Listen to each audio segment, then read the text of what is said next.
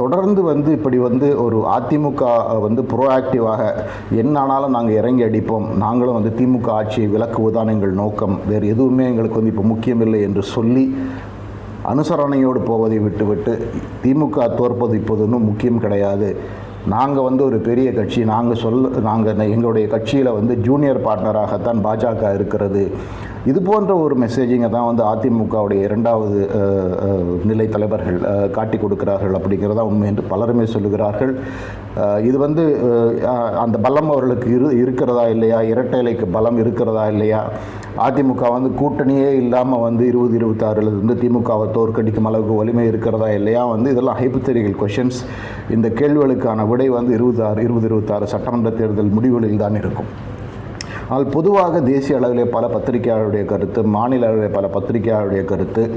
இன்றைக்கு இருக்கும் கலை யதார்த்தம், இன்றைக்கு அதிமுக